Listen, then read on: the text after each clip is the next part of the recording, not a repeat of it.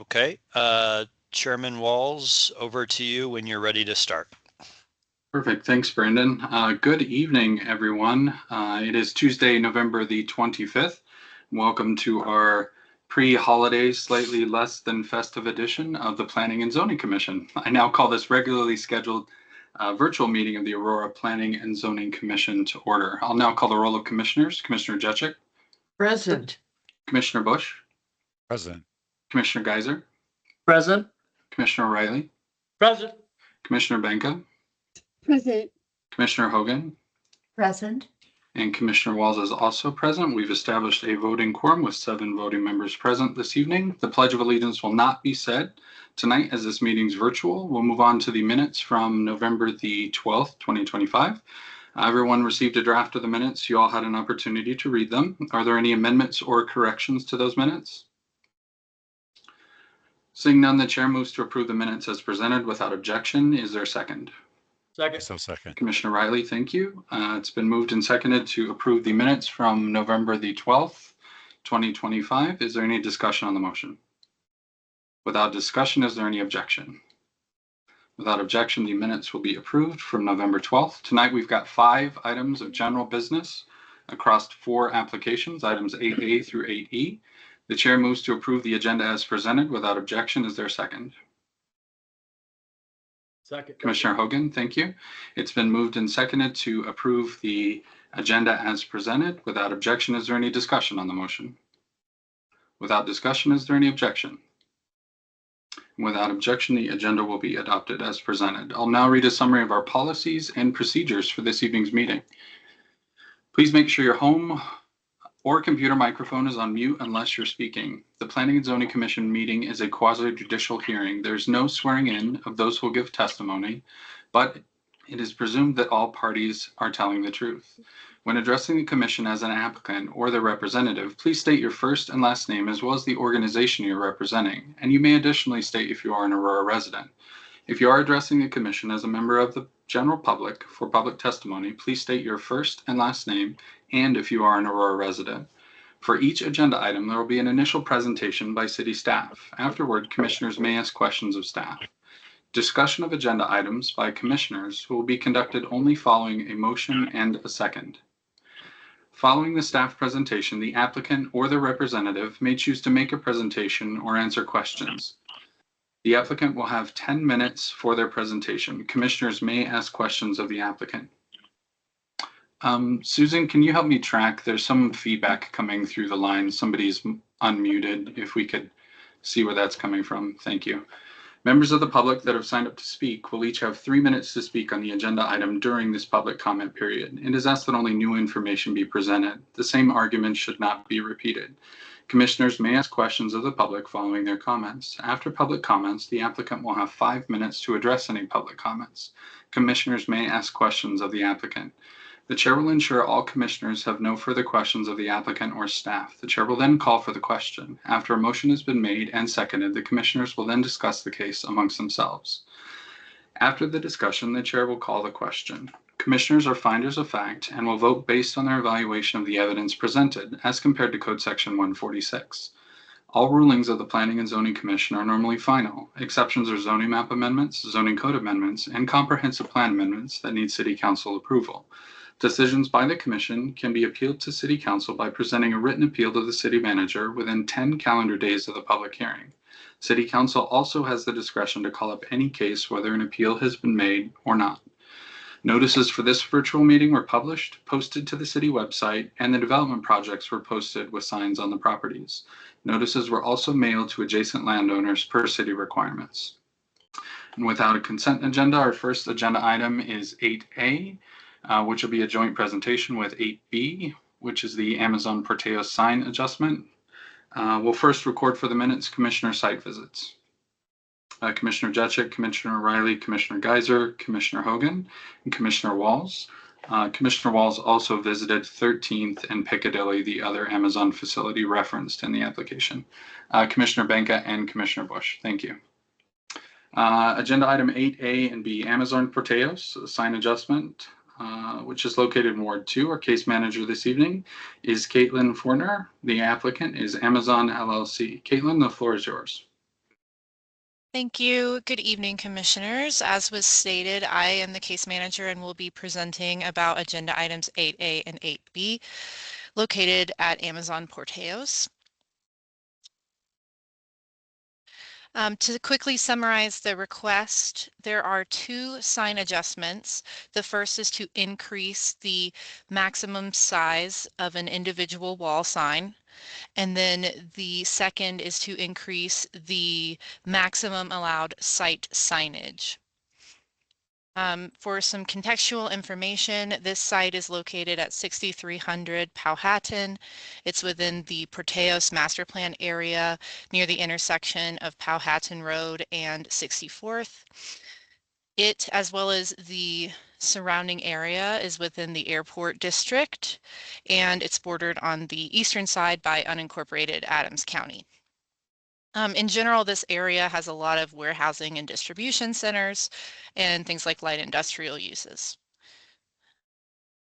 So the wall sign number 1 is proposed to be 330 square feet, and this will be located on the northern end of the western facade. The second oversized wall sign is proposed to be on the southern end of the western facade. And then for context, this is what the view of that western facade looks like from Powhatan Road. The building is set back over 700 feet from that road, and so this puts into context the distance between someone viewing those signs from the road to the site. This is the proposed location of the first wall sign design, and then this is a close-up of the location of the second wall design. This is the proposed design just for context of the 3 monument signs. All 3 monument signs are individually code compliant. So this is just for context as to where the additional requested site signage square footage is coming from.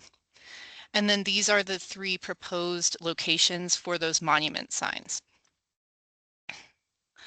Adjacent property owners were notified, as well as 2 community organizations. No comments were received, and so no community meeting was held, as well as the required mailings and posting of the sign. In summary, the 2 adjustments requested are to increase the maximum individual wall sign size to up to 330 square feet. And secondly, to increase the total allowed signage on the site to up to 1,128 square feet. The approval criteria for both of the adjustments are the same. So it's that the adjustment would have no material impact on any abutting lot, or that any impacts would be mitigated, that the adjustment does not violate any other condition of approval, and that the adjustment will have minimal visual impact on the surrounding neighborhood and is necessary to allow a similar amount of visibility of the signs compared to the surrounding area. So for the wall sign size adjustment, the staff findings are that because of the large 700-foot setback from the road, that there would be limited to no visual impact of those larger signs. The proposed size and locations are reasonable due to the large building size and due to that setback. There are smaller signs on similar developments in the Porteos area. However, none of them are set back to this extent. And it doesn't violate any conditions of approval, so staff is supportive of this adjustment as proposed. Secondly, regarding the total site signage, the findings are similar. However, I will add that the proposed monument signs, as I stated, are individually code compliant, and the proposed locations at each access point are reasonable, and they match what would be allowed for a similarly large single tenant development. So staff supports this adjustment as proposed as well. With that, I am open for questions, and the applicant is also available for questions. Great, thank you, Caitlin. I'll open the floor for questions from the commission. Commissioner Riley. Yeah, I have one question about the sign that was posted. it was certainly set back from the right of way behind a gate that is secured and was not very legible. I'm not sure if the planning folks go out and make sure that those signs are posted properly. And I know there's not a lot of traffic that goes out there, but I would be concerned about the ability to read that when the gate was closed. I fortunately made it there while the gate was open, but I think there needs to be an improvement for that type of signage. I appreciate that feedback. I did receive confirmation from the applicant that the sign was posted via a picture, and I was able to read that from the picture. I'm not sure if the gate was open or closed at night, and so if that would change the potential readability of the sign. I appreciate that feedback, but I'm not sure. Thank you. Further questions from the commission for staff or the applicant? Okay, seeing none. Susan, do we have any members of the public signed up to speak on 8A or 8B? Chair Walls, we do not. Okay, final opportunity for commission questions. Seeing none, I'll close this portion of the public hearing and I will rise to a motion on agenda item 8A, sign adjustment with wall sign size. Based on the staff recommendation, the presentation and discussion at this evening's public hearing, I move to approve the major sign adjustment to increase the maximum individual wall signs maximum from 200 square feet to 270 square feet for sign 1 and 330 square feet for sign 2. The application complies with the criteria for approval of Code Section 146-5.4.d.3 of the UDO for the reasons stated in the staff report. It's been moved by the chair to approve agenda item 8A. Is there a second? I second Thank the you. motion. Thank you, Commissioner Bush. It's been moved and seconded to approve 8A. I'll open the floor for discussion on the motion. I'd just like to say for the record, I think that the letter actually from Best Signs was incredibly helpful. So thank you for including that in our packet. That gave me all the context that I needed before I even did the site visit. So that was very helpful that they have experience with the other locations and the other signs to give us that broader context. Because of that, that's actually why I took the drive to the fulfillment center at 13th and Piccadilly. And I agree. Maybe it's a point for staff as we get to these sort of more industrial areas with these buildings that just get huge, massive buildings. I think maybe our sign code does need some adjustment there. It's something that maybe we could look at in the future because these signs are really helpful for wayfinding as well. When you're amongst all of these warehouse industrial buildings, it's really helpful to see these large signs. So fully supportive of this. Further discussion on 8A? Seeing no discussion, I'll call the roll. Commissioner Jacek, Approve. Commissioner Bush, Approve. Commissioner Geiser, Approve. Commissioner Riley, Approve. Commissioner Benka, Approve. Commissioner Hogan, Approve. and Commissioner Walls also votes to approve. Agenda item 8A is approved with 7 votes. I will entertain a motion and actually rise to a motion on agenda item 8B, the sign adjustment for total site signage. Based on the staff recommendation, the presentation and discussion at this evening's public hearing, I move to approve the major sign adjustment to increase the maximum total sign square footage from 600 feet to 1,128 square feet because the application complies with the criteria for approval, Code Section 146-5.4.d.3 of the UDO for the reasons stated in the staff report. The chair rose to make a motion to approve agenda item 8B. Is there a second? Thank you, Commissioner Benka. It's been moved and seconded to approve 8B. I'll open the floor for discussion on the motion. Without discussion, I'll call the roll. Commissioner Jacek, Approve. Commissioner Bush, Approve. Commissioner Geiser, Approve. Commissioner Riley, I approve. Commissioner Benka, Approve. Commissioner Hogan, Approve. and Commissioner Walls also votes to approve. 8B is approved with 7 votes. Moving on to agenda item 8C, which is the Green Valley Ranch East Master Plan Amendment number 3. Recording for the minutes, site visits to Green Valley Ranch site. Jacek, Geiser, Riley, Benka, Hogan, Bush, and Walls. Agenda item 8C, Green Valley Ranch East Master Plan Amendment number 3, the Master Plan Amendment with adjustments located in Ward 2. Our case manager this evening is Jeremiah Fettig, the applicant, Clayton Properties. Jeremiah, the floor is yours. All right. Good evening, commissioners. Yeah, stated, I'm Jeremiah Fettig, and I will be giving staff's presentation this evening on the proposed 3rd Amendment to the Green Valley Ranch East Master Plan. So tonight for your consideration is a master plan amendment with two major adjustments. Those adjustments relate to increasing the percentage of small residential lots and sign dimensions. The master plan zoning includes R2, which is medium density residential, mixed use airport, which is MUA, and then MUR, which is mixed use regional. The applicant is Clayton Properties Group. The location of the Green Valley Ranch development is generally located east of Piccadilly Road to E470, between East 56th Avenue to the north and then East 38th Avenue to the south. So it's outlined there in a hatched white and labeled subject site. So to the northwest and north is Painted Prairie and Skydance. To the east is Windler, and then the Aurora Highlands is additionally to the east across E470. To the south is Majestic Commerce Center and unincorporated Adams County. And then finally to the west is Green Valley Ranch within the city and county of Denver.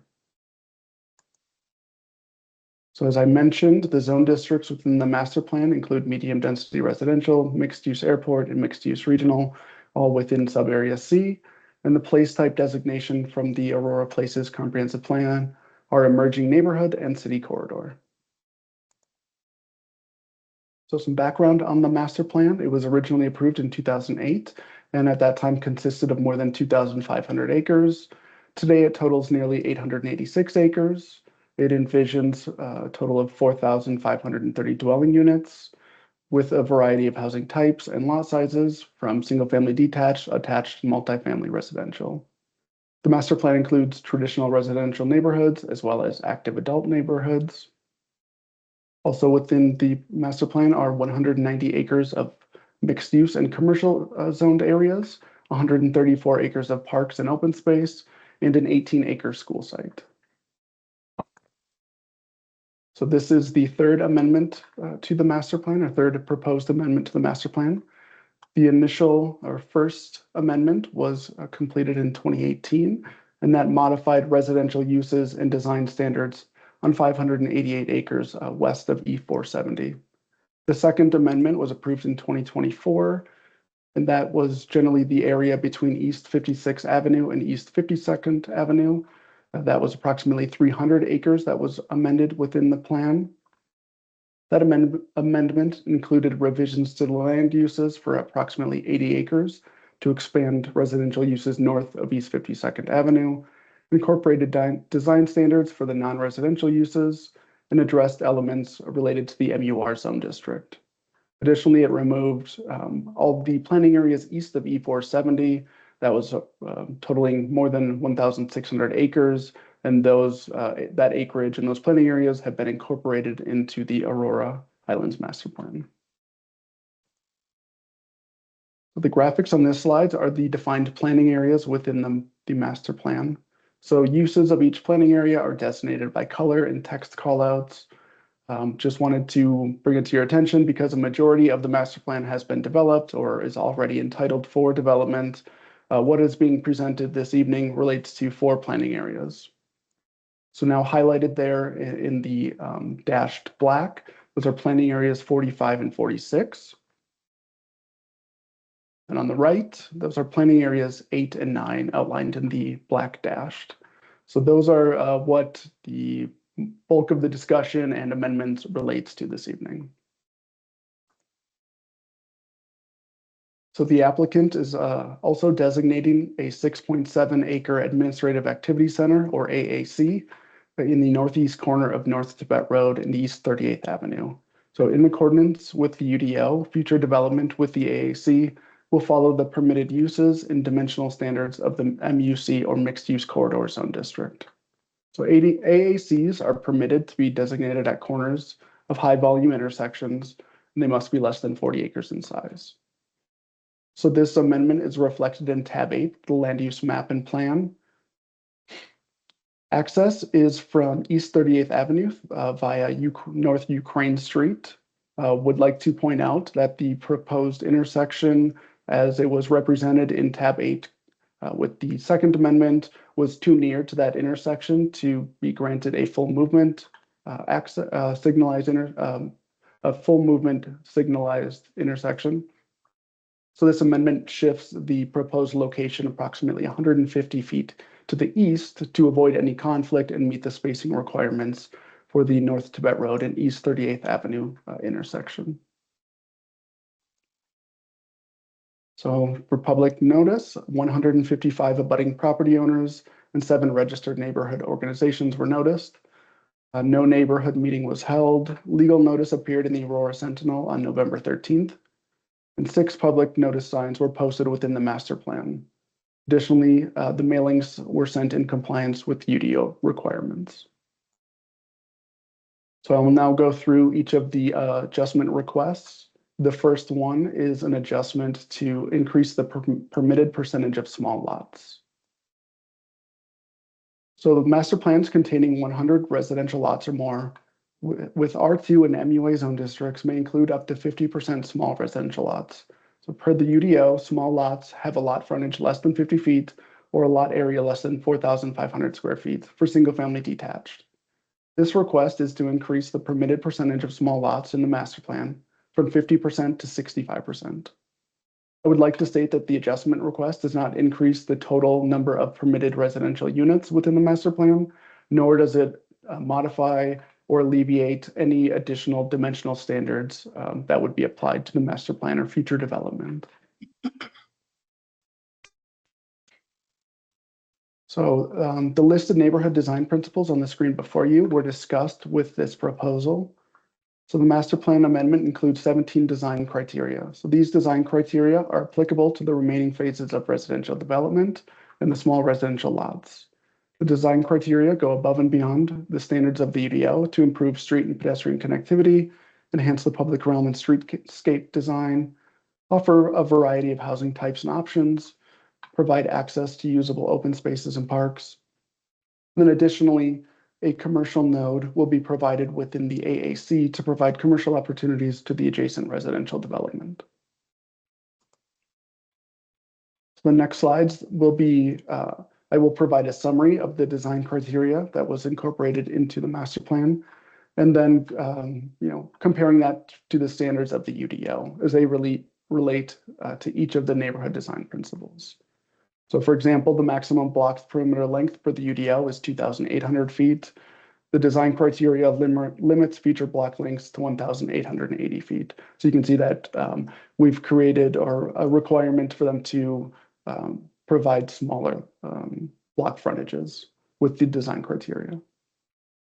Additionally, the UDO does not specify distances between regional trail connections, and within the design criteria, we are proposing to require regional trail connections from Planning Area 9 to the trail in Tributary T, which is just to the west of Planning Area 9, every 700 feet. Additionally, it spells out that there are to be 2 trail connections to the E470 trail to the east side of Planning Area 9. So limiting block lengths and widths along with requiring trail connections promotes a well-connected street network and walkable neighborhood. So further, the design criteria encourages a strong public realm and streetscape design. The UDO permits 35% of units in the development to be front-loaded, whereas the design criteria for planning areas 8 and 9 limit the total front-loaded units to 10% and a maximum of 25% front-loaded units for planning areas 45 and 46. So these limitations on front-loaded units preserve on-street parking, limit driveway curb cuts, and street tree conflicts. To further mitigate potential parking impacts, the design criteria require more than the UDO standard of 1 guest parking space per 5 dwelling units by requiring 1 guest parking space for each alternatively loaded small lot. Finally, the UDO permits side and rear yard fencing at 6 feet in height, while the design criteria proposes to allow a maximum of 5 feet in height. So then getting into access to parks and open space and proximities to those, the UDO requires lots to be within 1/4 mile or 1,320 feet, whereas the design criteria within this amendment requires a distance no further than 1,000 feet for residential units to usable open space or parks. Additionally, the UDO does not specify a functional turf square footage requirement or park amenities, whereas the design criteria proposed delineate pocket park acreages, functional turf area sizes, and park amenities to be included within the master plan. So these park amenities differ between planning areas for traditional residential versus active adult as well. For the neighborhood design principle, looking at proximity of residential development to mixed use and commercial activity centers, the master plan includes both MUA and MUR zoning designations totaling approximately 190 acres. So within those, future development will support commercial activities and services for residential development. Additionally, the designation of the 6.7 acre AAC that we discussed previously provides a commercial node near residential. The second adjustment request is to permit an increase in monument sign height. The applicant is requesting an increase from 12 feet to 20 feet for the maximum primary monument sign height. So there are two 20-foot signs that do exist already constructed in the development. The image on this slide is one from the corner of East 48th Avenue and Piccadilly Road. The sign adjustment was requested by staff to be included in this amendment as a cleanup item. The master plan includes a primary sign illustration showing monument signs up to 20 feet in height, though the corresponding footnote states the illustration is for reference purposes only. So I do want to note that the portion of the monument sign with the lettering does comply with the UDO. It's the component that does not is the masonry feature, tall masonry feature that's set behind. So based on the UDO definition, staff interprets the masonry feature without the lettering to be a part of the sign. So this adjustment request simply clarifies what is permitted to be constructed. So on the slide before you is the master plan amendment approval criteria. I will not read through all of that, but staff's analysis of the master plan amendment request against the UDO approval criteria finds the proposed master plan amendment complies with the approval criteria for the following reasons. It is consistent with the Aurora Places comprehensive plan, purpose statements from zone districts where the property is located, and all other adopted plans and policies of the City Council. Future development of the property will comply with applicable standards of the UDO. The master plan amendment does result in a coordinated system of streets, trails, sidewalks, open space, and infrastructure systems that do not create adverse impacts on the surrounding area. The master plan amendment incorporates additional design criteria to ensure a walkable and well-connected development and proposes future neighborhoods serving commercial. So along with the MUA and MUR zoning, the AAC meets that criteria. So before you is these approval criteria for a major adjustment. So staff's analysis on the adjustment request and the UDO criteria finds the small lot adjustment does not pose any material adverse impact on any abutting lot. It does not violate any conditions of approval specifically applied to development of the property. And within the additional with the additional design criteria, the adjustment results in a perception of development quality as viewed from adjacent streets and abutting lots that is equal to or better than what would have been otherwise required. Therefore, staff recommends approval on adjustment number 1. On adjustment number 2, the monument sign height, staff finds the adjustment poses no adverse impact on any abutting lot. All primary monument signs are contained on the property within the master planned area. There are no conditions of approval are being violated by the adjustment request, and the adjustment results in a perception of development quality equal to or better than what is otherwise required. This is achieved through the use of durable, high-quality materials while maintaining a consistent theme of signage throughout the entirety of the master plan. Therefore, staff finds that it meets the applicable criteria and recommends approval. So as I mentioned, staff finds with one condition, the master plan amendment with 2 major adjustments. Agenda item 8C complies with the requirements of code sections 146-5.4.1.E.3 and 146-5.4.4.D.3 of the Unified Development Ordinance, and recommend one condition, that being resolution of outstanding technical issues prior to recordation of the master plan. So that concludes my presentation. The applicant does have a presentation and has representatives on the call as well to answer any questions. So I will now stand for questions of staff. Thank you. Great, thank you, Jeremiah. I'll open the floor for questions from the commission. Commissioner Riley. Thank you. A disclosure, I live in this community. I have no personal financial interest in the development, and I have no concerns for objectivity in voting on this matter. I do have one other question, though. You said there were 7 neighborhood organizations notified. This may go to the applicant. I'm interested in who they were.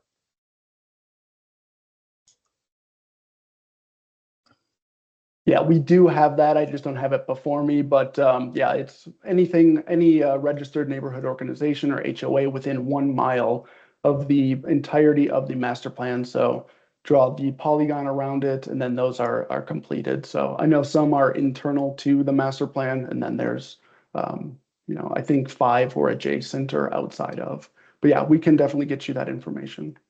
Thank you. I appreciate that. Further questions from the commission for staff? Okay, seeing none, we'll move on to the applicant presentation. Please state your name for the record, and you may optionally let us know if you're an Aurora resident. You'll have 10 minutes to present. Good evening, commissioners. Let me share my screen.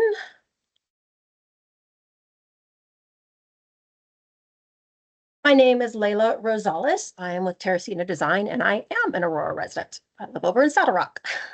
And I've lived there for 20 years, and it's a great spot to be.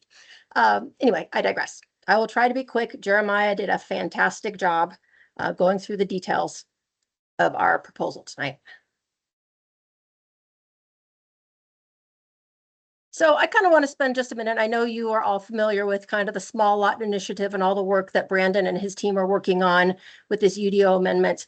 I am fortunate enough to be on the Development Review Advisory Board, so I'm knee deep in all of it, and it's exciting stuff. And I really want to give kudos to staff and to you as commissioners and to City Council for really taking under advisement some of the challenges that we're facing from housing pricing and affordability.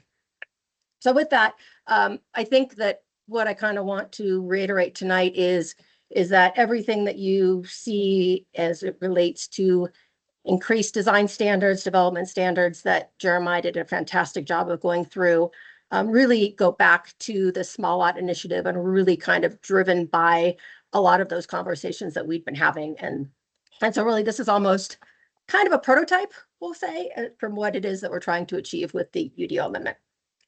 So again, I just have on the screen here just the goals that kind of are directly out of that small lot initiative that staff is working on, coming from the consultant and the staff team. And again, it's opportunities for compact single family housing, livability of the neighborhoods, marketability, and different price points and attainability.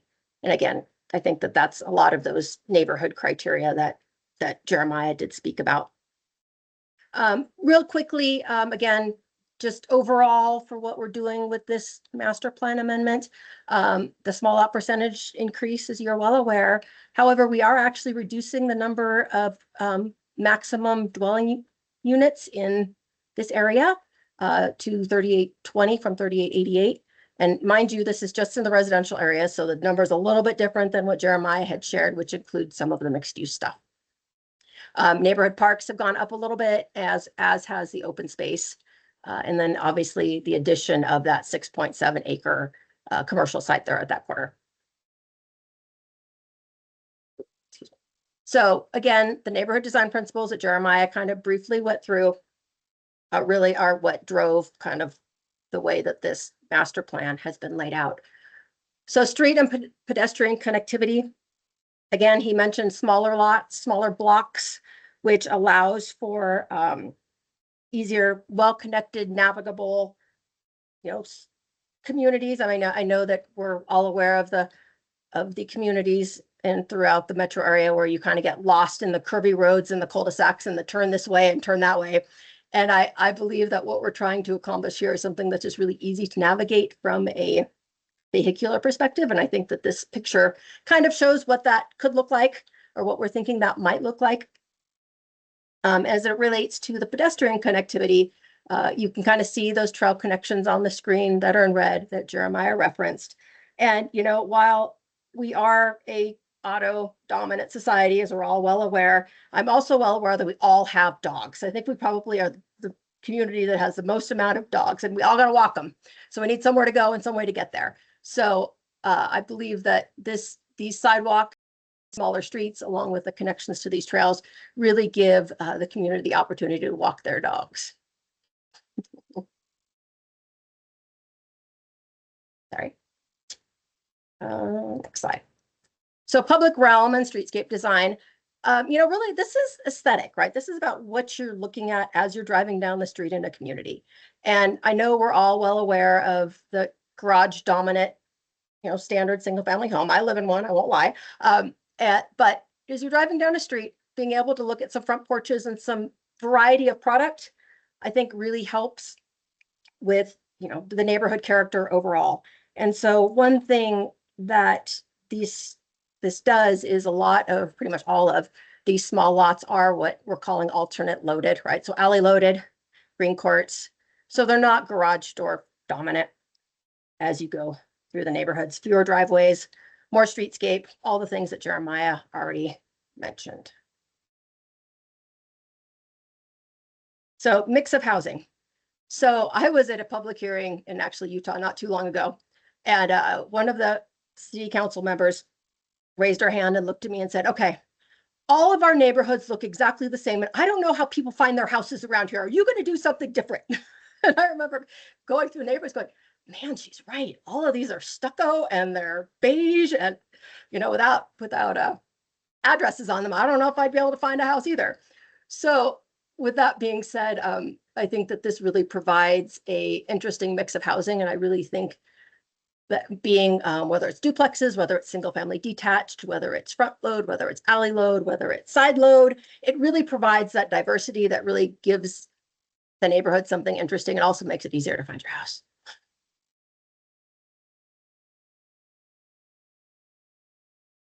Parks and open space. Again, I think really what this slide highlights is, as Jeremiah had mentioned, what's outlined here in red is really kind of the dominant area, that planning area 8 and 9.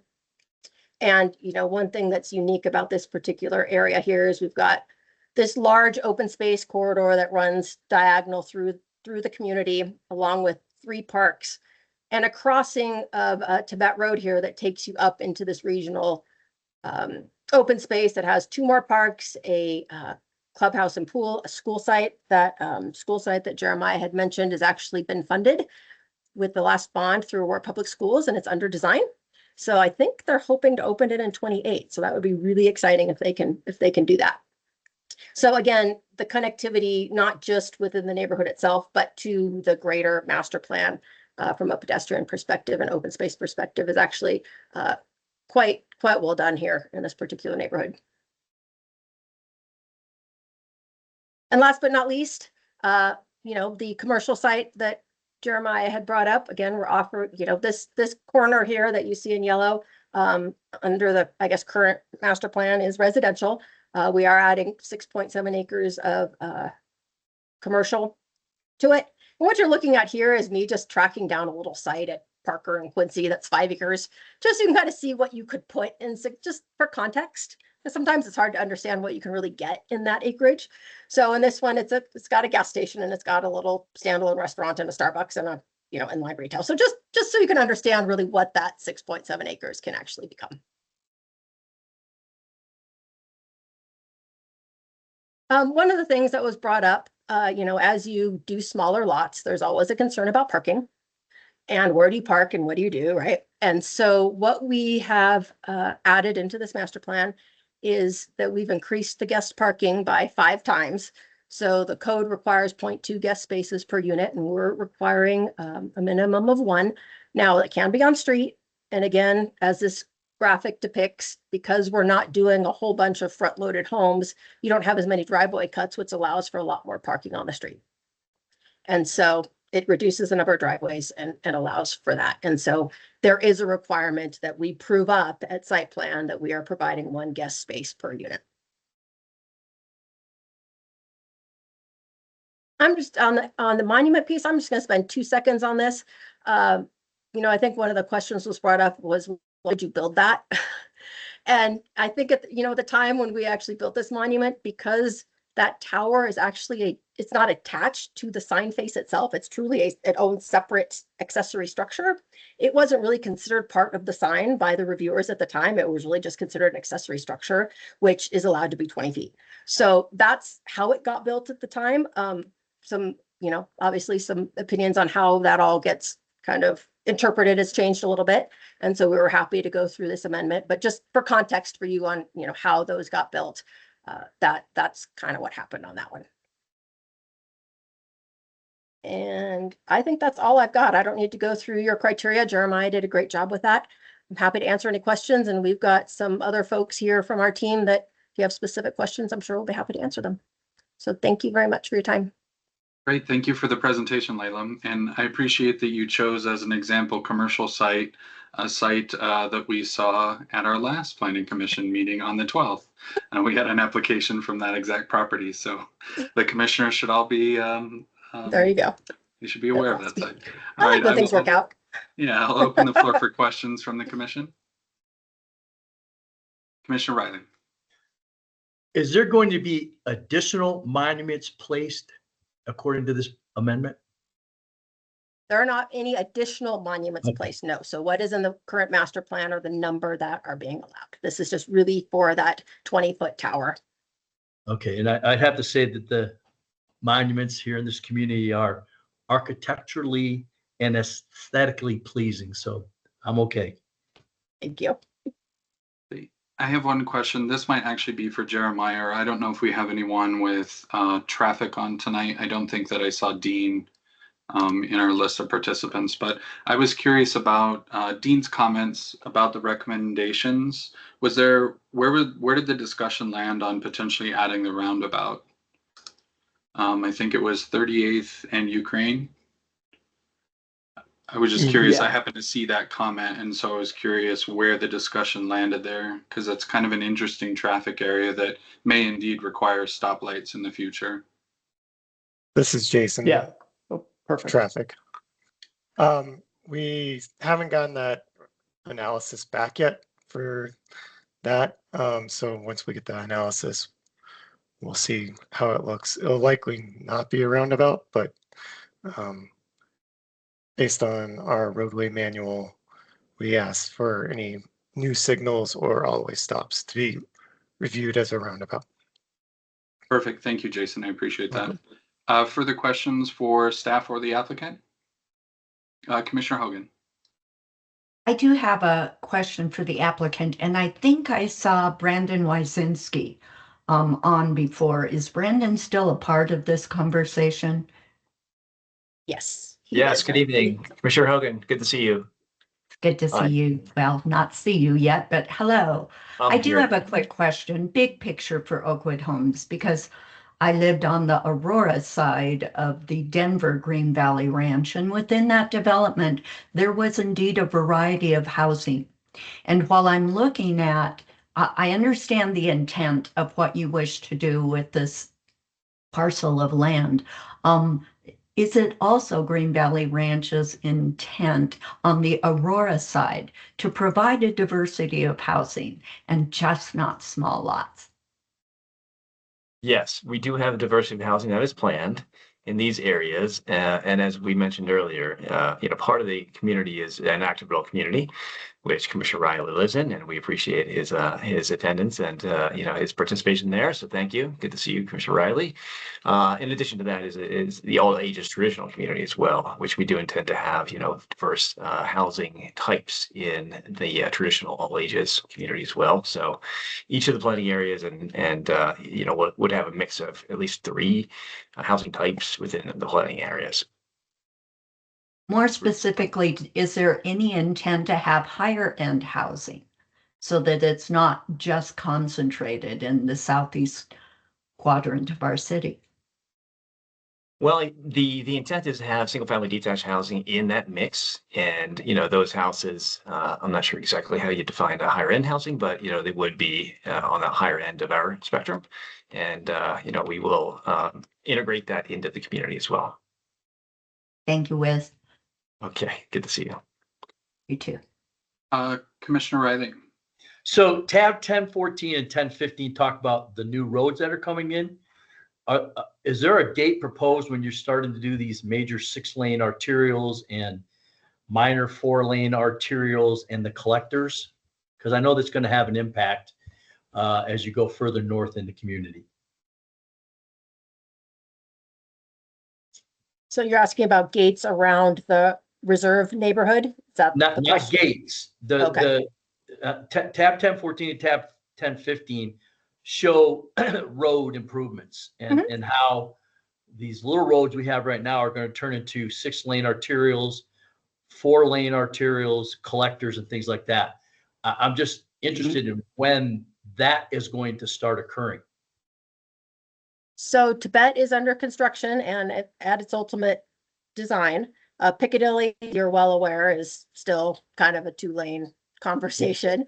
And I don't know if Brandon from Oakwood has a little bit better idea of timing. I don't know the timing of the finishing out the construction of Piccadilly, but I know it's on the list. Yeah, subject to the agreements with the Aerotropolis Regional Transportation Authority. And I understand that they are, currently finishing their design and subject to future funding through the ARTA Transportation Authority for Piccadilly specifically. All right, thank you. Further questions of staff or the applicant? And for the purposes of the hearing, Commissioner Riley, on PDF page 57 and printed page 52, you'll find the list of the 7 community referral organizations. So just FYI for the hearing. One last opportunity for questions of staff or the applicant from the commission. Susan, do we have any members of the public signed up to speak on 8C? Chair Walls, we do not. Okay, at this time, I will close this portion of the public hearing and entertain a motion on agenda item 8C. Commissioner Hogan. Item 8C, Master Plan Amendment with 2 adjustments. Based upon the staff recommendation, the presentation and discussion at this evening's public hearing, I move to approve with 1 condition, the Master Plan Amendment with 2 adjustments relating to the percentage of small lots and sign dimensions, because the proposal complies with the requirements of Code Section 146-5.4.1.E.3 and 146-5.4.4.E.3 of the UDO for the reasons stated in the staff report. Approval is subject to the following condition: resolution of outstanding technical issues prior to recordation of the master plan. Thank you, Commissioner Hogan. It's been moved to approve agenda item 8C. Is there a second? Yes, I'd like to second Commissioner Hogan's motion. Thank you, Commissioner Bush. It's been moved and seconded to approve agenda item 8C, and we'll open the floor for discussion. Commissioner Riley, would you like to reaffirm for this motion your impartiality and non-participation in ex parte communication regarding 8C? I live in this community. I have no personal financial interest in the development, and I have no concerns with my objectivity in voting on this item. Thank you. Further discussion on the approval of 8C. Okay, Commissioner Bush. Yes, I'd like to make 1 comment. I do agree with you, Chairman Walls, that integration of classes of community, in that you have both high class housing or high price housing as well as middle income housing. And, I think that should be something that we should look at as we begin to develop. How do we get people mixed together rather than how do we continually work on separating one community far away from the other? So, yeah. I agree with your comment, and I think it is definitely something that should be taken into consideration. Yeah, and I think Commissioner Hogan originally brought up those points, and I do think I appreciate this. Sorry, Commissioner Hogan. No worries. I appreciate this application because I think the adjustment that's being asked for in increasing the small lot size, the percentage, that really helps to give variety to the different types of housing for this very, very large master plan. I think it's a great idea and a great way to achieve that while staying at the same amount of doors. You're actually increasing open space, parks open space, which we never see in development applications, or very rarely. So I commend the applicant for taking a look at this master plan, saying how can we mix things up a bit? How can we go a little bit outside of the box to create a unique product for every sort of income range and make it a livable space? So I appreciate that and happily support this particular agenda item. Further discussion on 8C. Commissioner Riley. I'd also have to say, if the parks follow the current Harvest Park we have here, I think the residents will be exceptionally pleased with the open space that we have now. Thank you. Further discussion on the adoption of 8C.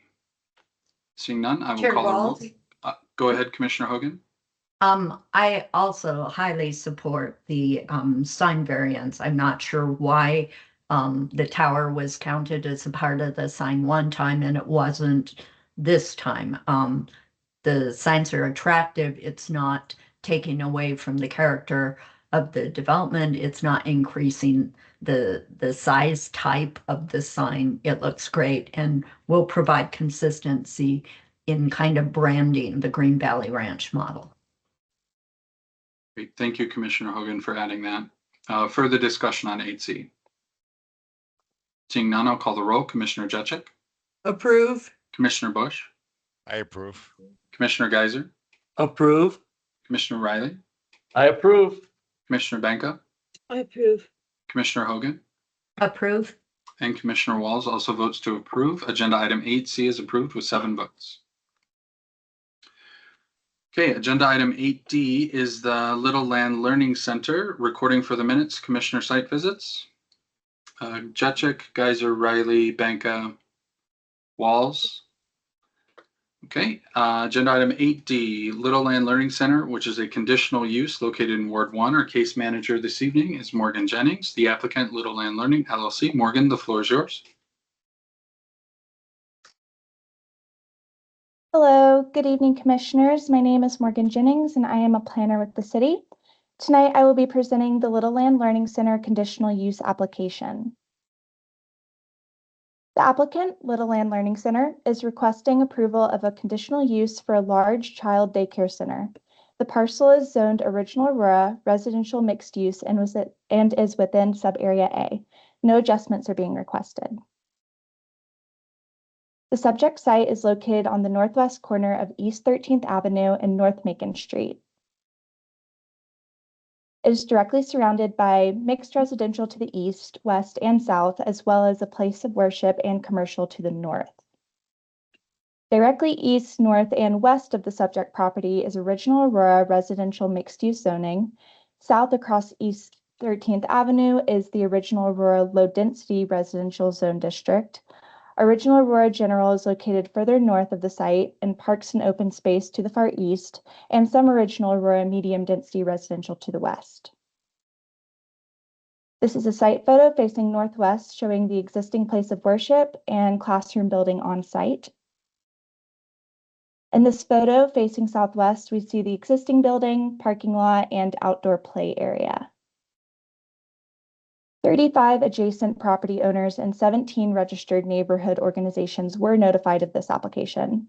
One comment was received from the Northwest Aurora Neighborhood Organization in support of this project, and no neighborhood meeting was held. Here's a view of the sign posted on site. And the major issues discussed throughout the review process included contacts in the surrounding neighborhood, the use-specific standards for large child daycare centers, and the conditional use criteria. The site is surrounded primarily by residential uses, and the proposed child daycare center aims to serve this residential community by providing access to early childhood education. Previously, the site was used as a school for approximately 250 students, and the proposed child care center is a less intensive use, serving around 85 to 90 children. Use-specific standards require that child daycare centers operate no longer than 16 hours in any 24-hour period or overnight. The proposed child care center will operate Monday through Friday from 7 a.m. to 5:30 p.m. An additional use specific standard allows for a child daycare center to be located within a structure on church premises, as long as the child daycare center use is permitted lawfully in the zone district, which this proposal is in. This proposed child daycare center is located within Hope Lutheran Church and permitted in the original Aurora residential mixed-use zone district with conditional use approval. A conditional use is needed to allow for the use of the land in a way not automatically permitted by zoning, provided that the proposed use meets the applicable use-specific standards and complies with the conditional use criteria discussed on the next slide. This conditional use complies with the criteria for approval as follows. The application complies with applicable standards in the UDO and the original Aurora residential mixed-use zone district. It is consistent with the comprehensive plan original Aurora place type.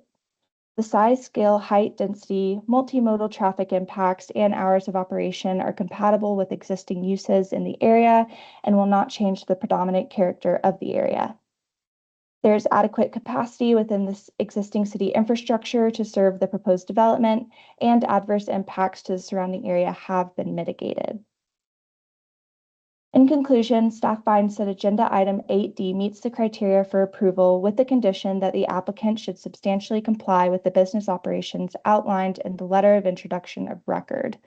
This concludes my presentation, and the applicant is here, and we are available to answer any questions you may have. Great, thank you for the presentation, Morgan. I'll open the floor for questions from the commission. Commissioner Benka. Yes, I think I'm going to fully disclose, and I don't think it's a problem. I'm not as eloquent with the language as Commissioner Riley is, but the pastor of this church is a client of mine. I didn't, until I just saw this here, I didn't realize it looks like this daycare is going to be part of the church. I don't have any, this isn't going to affect my decision one way or another. I think daycare is hugely needed, but I want to fully disclose and see if I need to recuse myself from voting on this. Thank you, Commissioner Benka. We'll have a quick consultation with our city attorney representative, Lena McClellan. Lena, I don't believe that Sunny's admission constitutes a direct financial interest in the property, but I would obviously defer to your judgment.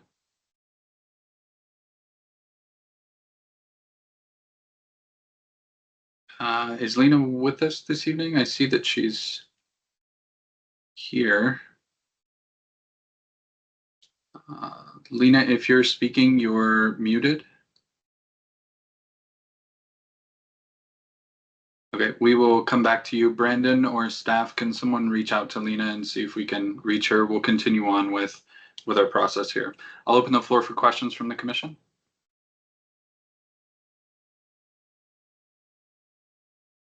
I think I just have one question. I wasn't positive in reading through the packet. It's going to continue operating as Hope Lutheran with the daycare, or this is replacing Hope Lutheran?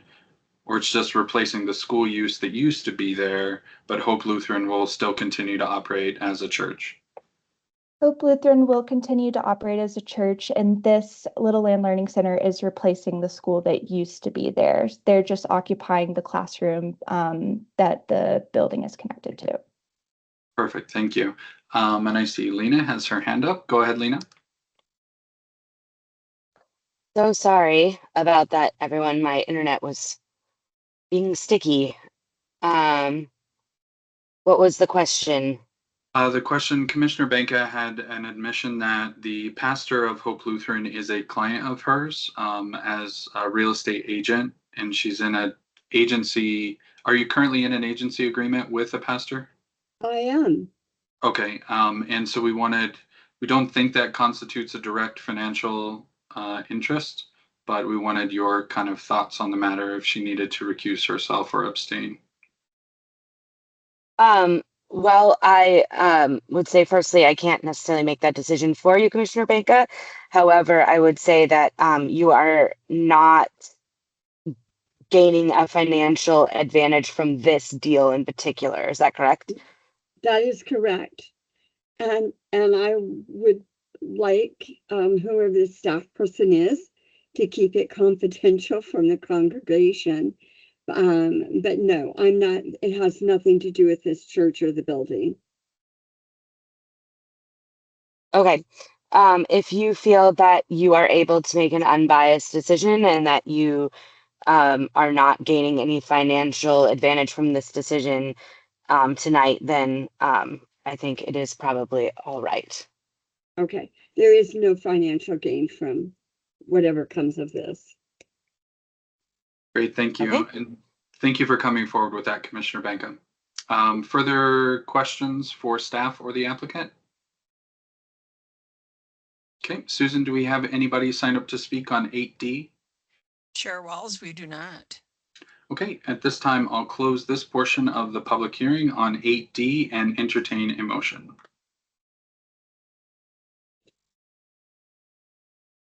Okay, Commissioner Banka. Okay, I've got to be able to read it. 8D.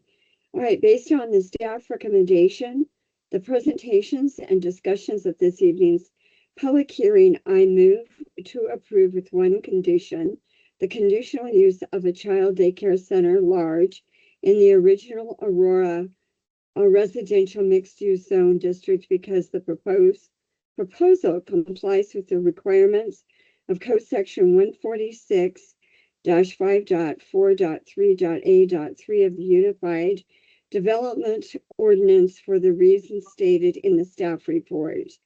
Approval is subject to the following condition: the applicant shall substantially comply with the operations outlined in the letter of introduction of record. Significant changes to the business operations may be approved administratively if the changes do not establish a new use or expansion of a use that is not permitted by zoning.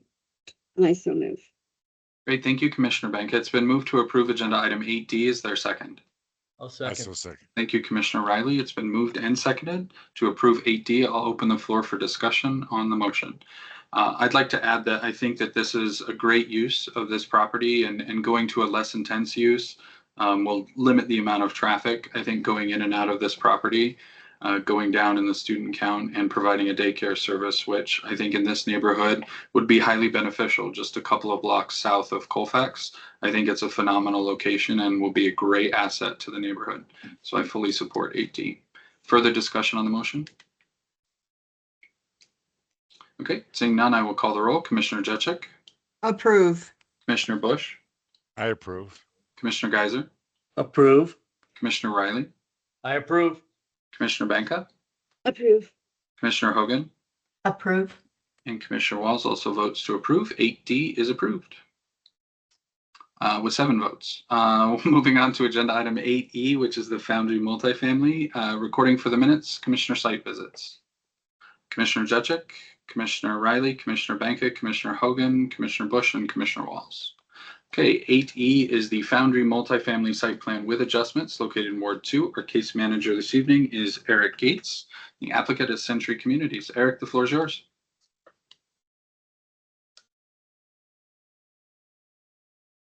Great, thank you, commissioners.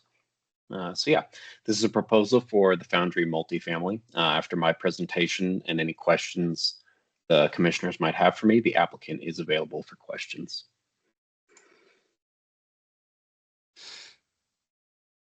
Okay, oops. All right, so the applicant, Century Living, requests approval of a site plan for 305 multifamily residential units on approximately 13.6 acres in the R2 medium density residential zone district. The site plan also includes 2 adjustment requests. The first is from section 146-332H1 to allow for 2 of the multifamily buildings to not have their front facade and primary entrances oriented onto a street or drive. The second is from section 146-422A to allow the multifamily buildings to exceed the maximum 38-foot height in the zone district by 2 feet at most. So here's a general vicinity map of the area. The multifamily area is located to the north and east of the Foundry site plan number 1, which is in this area. The area to the north of the proposed site across East Jewell Ave is part of the Park and Lands master plan area, but currently undeveloped. And then this adjacent area to the east is also currently vacant. This proposal is part of the Foundry master plan, which covers generally from Kewanee over to the east edge of this site.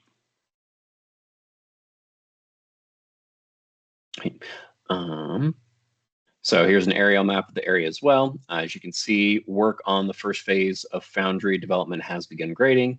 Further west, there's the Villages at Murphy Creek development as well. And then to the east, this is Coal Creek, just for reference on where we are. Okay.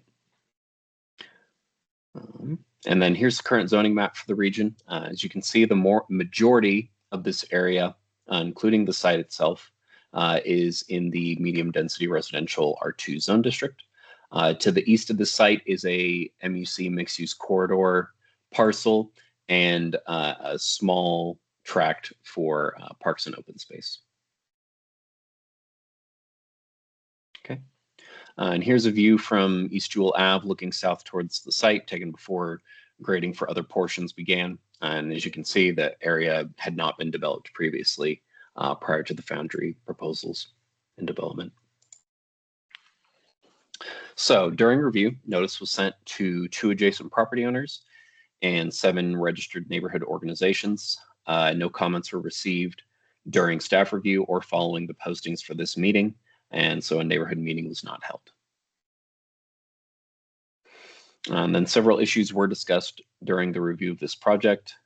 These include the proposed building orientation adjustment, the streets and drive aisles layout, and the building design. Okay, so on this side, this is showing the eastern half of the proposed development rotated 90 degrees counterclockwise, so that north is on the left, just so I could fit this on the page. So these 2 buildings right here at the top of the page here, these are the buildings that have been proposed to be rotated away from the internal drive aisle and instead front onto a drainage open space and trail. This is a 12-foot multi-use trail. So code use specific standards for multifamily buildings require that buildings front and have their primary entrances oriented towards a street or a private drive. However, in this case, constraints to the overall site size and the internal road network layout, which I'll discuss in a little bit, made it so that some adjustment was going to be necessary.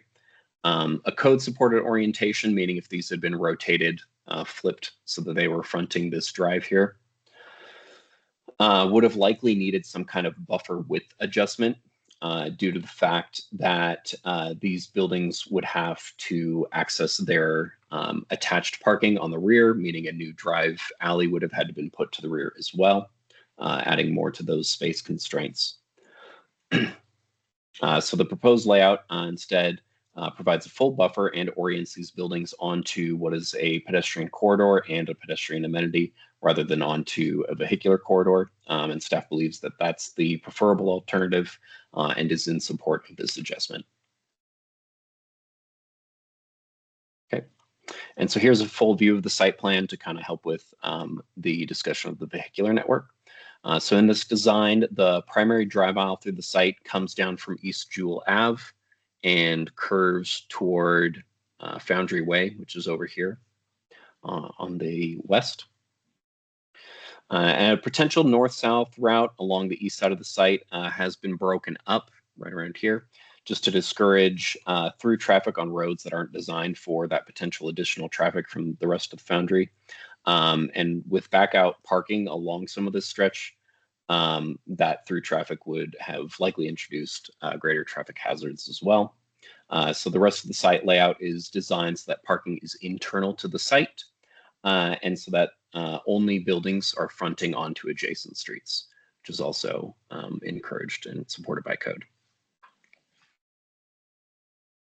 And then finally, we have the side showing facades for the main multifamily building facades, as well as the primary facades for the clubhouse. Let's see. Designs for minor facades and accessory buildings are provided in the full site plan, just for reference. So the primary buildings have been designed to make significant use of changes in building material, color, and texture along the horizontal facade and vertical facade.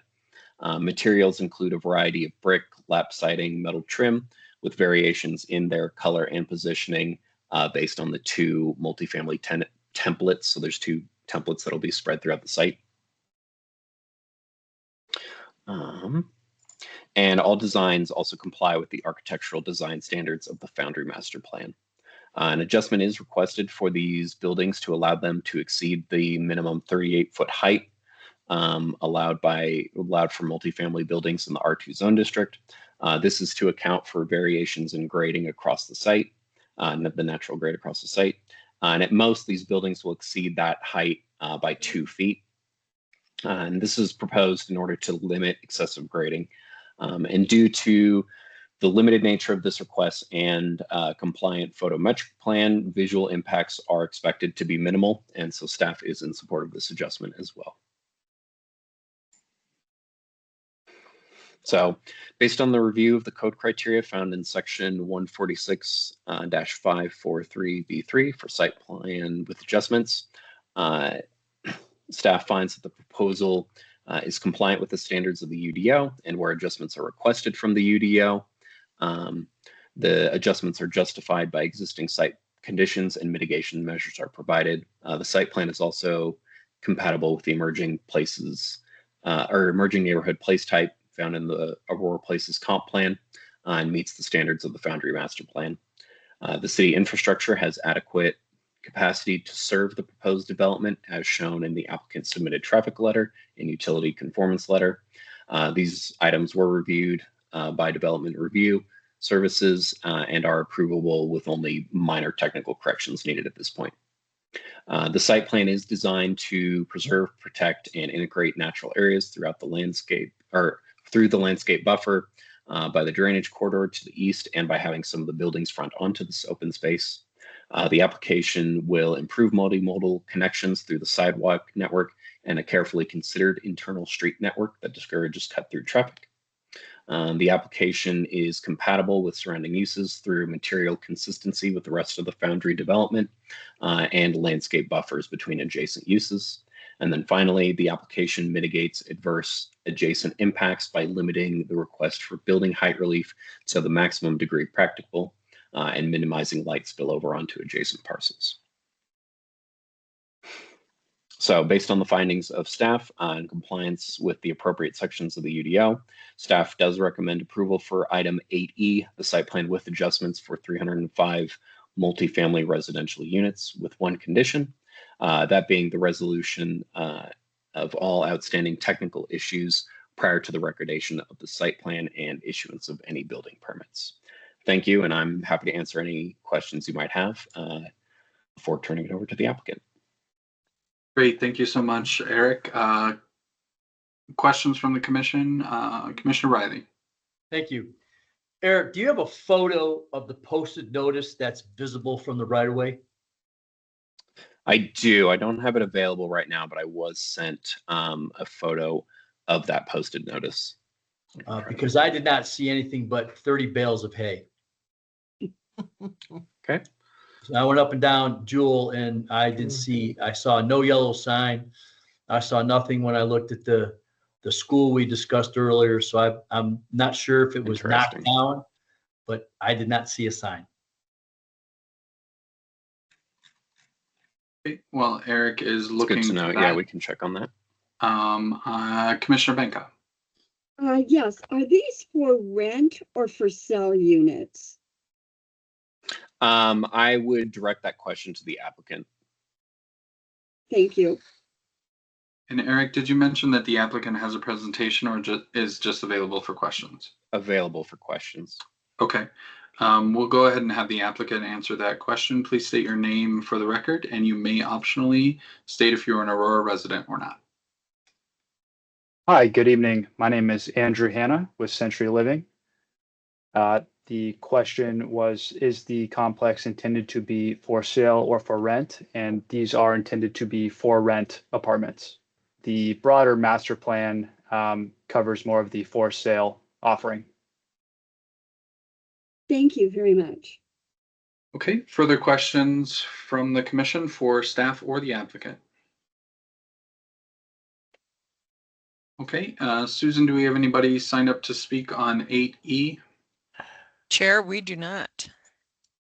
Okay, and before I close this portion, Eric, did you have any luck showing that posting? Oh, and you're muted, Eric. Just give me like 2 seconds here. I should have had it saved. Sure, no worries.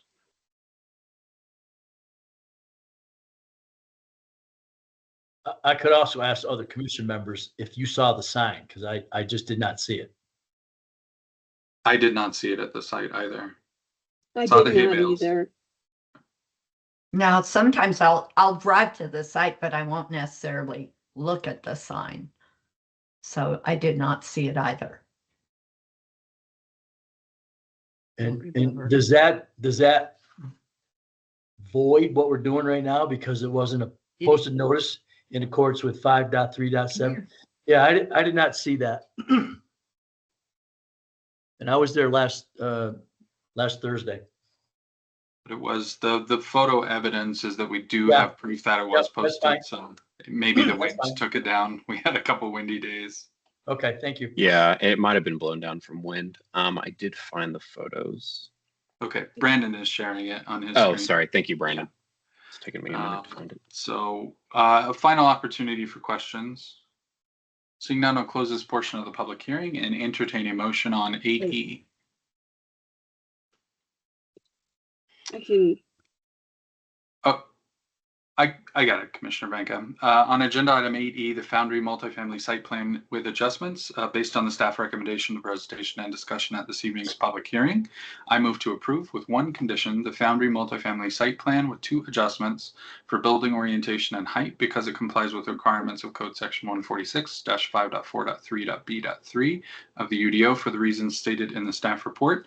The approval is subject to the following conditions: a resolution of outstanding technical issues prior to the recordation of the site plan and any issuance of the building permits. It's been moved to approve agenda item 8E by the chair. Is there a second?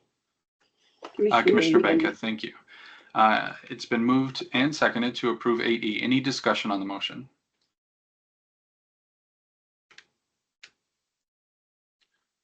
Okay, without discussion, I will call the roll. Commissioner Juchik? Approve. Commissioner Bush? I approve. Commissioner Geiser? Approve. Commissioner Riley? I approve. Commissioner Benka? Approve. Commissioner Hogan? Approve. And Commissioner Walls also votes to approve. 8E is approved with 7 votes. Okay, Susan, do we have any of the members of the public signed up to speak on non-agenda items? Chair Walls, we do not. Okay, moving on to our comments by commissioners. Any miscellaneous items of business? I will start. Are there any comments, questions, concerns, announcements regarding our holiday party? Did everyone get RSVP'd? Is everyone good to go? Okay, Susan, did you have any questions? Okay. All right. Any other announcements before we move on to Brandon's report? Commissioner Bush. You are muted, Commissioner.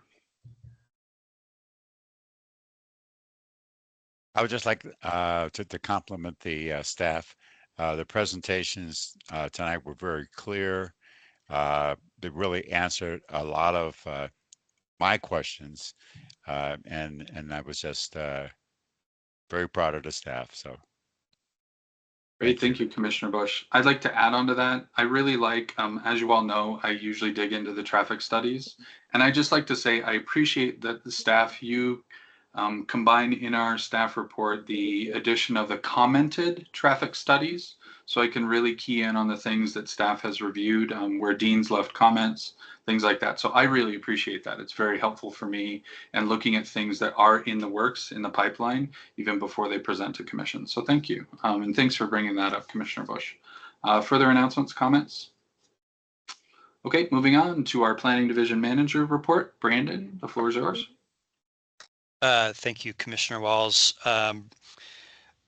Administrative decisions since our last meeting, just one, Aurora ABC storage, expansion of an existing site, tower in 25th Avenue. And informational, the Bubbles Car Wash was called up at the last city council meeting, so that is to be determined on when that will be heard. And we do have a meeting scheduled for December 10th. I think we have at least one agenda item, and then also we have a study session talking about making motions, appeals, and kind of that sort of discussion. So I'll be working on a presentation and setting that up and coordinating with you, Becky, as well. So that's what I have. And then, as already mentioned, tracking towards the Christmas festivities, the 17th, right? That's all I have. Thank you. Right. Any questions for Brandon? Commissioner Hogan. I have a couple, Brandon. Talk me through the Bubbles Car Wash appeal, because it was my understanding that someone filed an appeal, but it was not a correct appeal filing. And then it was called up by one of the city council members, and ironically was unanimously supported. But just kind of talk me through the process of who and who cannot appeal, number one, and the criteria of that appeal. And then basically, because now we have an appeal with virtually a different council, and how that all works. Sure. Thank you for the question. So in terms of who can appeal, it relates to our notice requirements for the abutting adjacent landowners. And so if you are noticed as part of our code requirement to notice, and specifically for the adjacent landowners, then you have standing to appeal. And so that's basically more or less abutting or across the street property owners. And then of course the property owner themselves can appeal, if they were denied, they can appeal to get it overturned as well. So this was not an appeal, and this was called up, as you mentioned, by city council. So call up is not the same necessarily as an appeal. So it's a call up, and we'll have to schedule that in front of city council sometime in the next month or two, probably.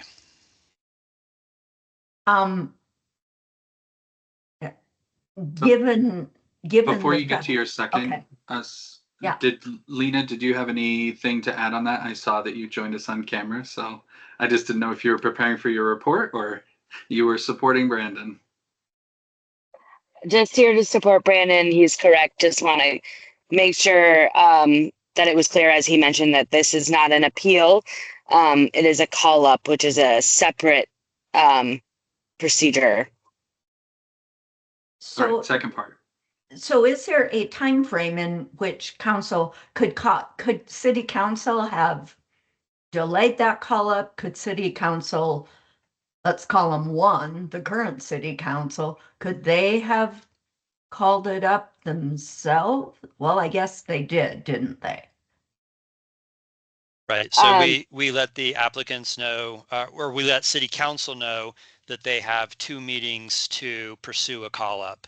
And so it was called up on the second meeting following the decision. And so had they let it go one more meeting, then their call up opportunity is passed.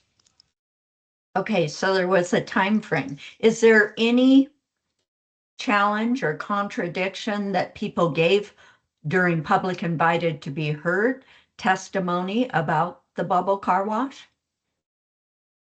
Because it wasn't a public hearing for bubble car wash. It wasn't addressed as a call up. They just simply did it during public invited to be heard. Is there a challenge with that? Is that okay, or what's the deal? Council did actually bring it up during the section of their agenda that is for reconsiderations and call-ups. So it was done during that time on the agenda. They did hear from public at the at the agenda item before the regular meeting about it. But they did, but they did actually call it up during the agenda item that is listed for reconsiderations and call-ups. So correct, but they're done at different times. One was done during public invited to be heard, and then one was an action item by council. My question was, is there any conflict or any issue with that being brought up, the discussion portion being brought up during public invited to be heard prior to consideration of a call-up? Yeah, so it's not a discussion opportunity at the public. That is a listening session. There is no interaction beyond just directing people to hand things to staff or, you know, to take people's numbers. The listening session, there's no discussion or interaction with planning or with council during that time. It is just a listening session. They in fact don't even need to be there at the listening session. So not they're not really no. Okay. No. Cool. I did have one more question, please. I noticed that the I'm gonna get it wrong. It's People Creating Spaces, Al Cunningham's project. What is the name of the village at whatever village? The cottage. The Jewel Cottages. Yes. So that one was odd in the sense of, for those of you that were not on Monday meetings, am I going to go somewhere, Garrett, where I should? Yeah, I think that since we've removed it from the table and it's eligible to come back on our agenda, I'd rather you not ask a question regarding something that may come before us again. Oh, okay. Unless it's a clarifying or technical question, but no questions specific to the application itself. I think it's a clarifying question more so. Go ahead. And that's that it was odd in terms of something was being considered, but by one council, but second reading would be by another council. I don't ever remember that happening before. Does that happen quite a bit?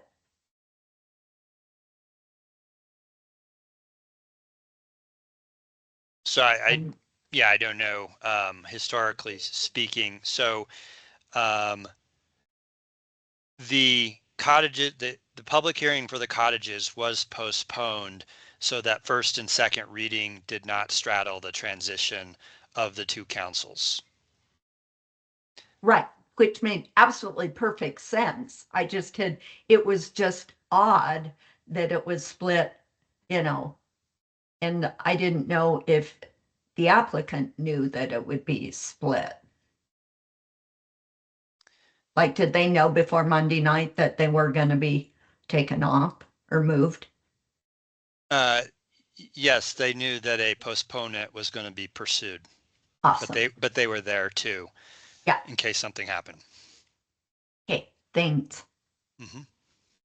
Okay, any other questions for Brandon? Okay, seeing none, Lena, you are up. Good evening, commissioners. The only thing I have for you tonight is Chair Walls, you had asked at our last meeting if I would take a look at the August resolution from council about the boards and commissions and see if there was anything that pertained to this commission. I've had a chance to look through it. There are a few minor things that I think could use our attention in the Planning Commission's bylaws, just to kind of clean up and make sure that it's follows with that resolution and that the language tracks and matches. So I will plan to prepare that and bring that forward to you all in at a future planning commission meeting so that you can vote on that, but it'll just be really minor, nothing like major, just tracking language. There's some language in, for example, your bylaws about attending 75% of the meetings within a 12-month period. And then the new resolution talks about 80% of meetings in a 6-month period. And I don't think it'll make a significant difference, but I just want to make sure that your bylaws track the language of that resolution. Great, thank you. Do you think that you might have those drafts ready? And I don't know, Brandon, your agenda for the study session on the 10th, would those be potentially, could that fit in with that study session? I don't know what your time looks like, but then potentially we could vote in the first meeting in January. If it's something that, if you're ready, it's totally at your leisure and scheduling. Yeah, I think if there's time on that agenda on the 10th, I could certainly have something ready by then. Like I said, the changes are pretty minor. They're nothing huge. So I could walk through that on the 10th. It's just a matter of whether or not there's time in that agenda. I don't know how long the appeals conversation will take. So that's up to Becky and to Brandon. If there's time on that agenda. Okay, sounds good. Any questions for Lena? All right, thanks, Lena, as always. Final opportunity for any announcements before we adjourn. Commissioner Hogan. I have a question, and depending on how it is answered, Commissioner Geyser, will the December meeting be your last meeting, or are you planning on staying until a time in which a new commissioner is appointed, I should say? I don't know what the tradition is, but I was expecting that to be my last meeting. Okay, anything further? All right, I move that we adjourn this evening's meeting. Is there a second? Second. Thank you. Have a great evening, everyone. Happy Thanksgiving. Meeting adjourned. See you all later. Happy Have a Thanksgiving. happy holiday. Thank you.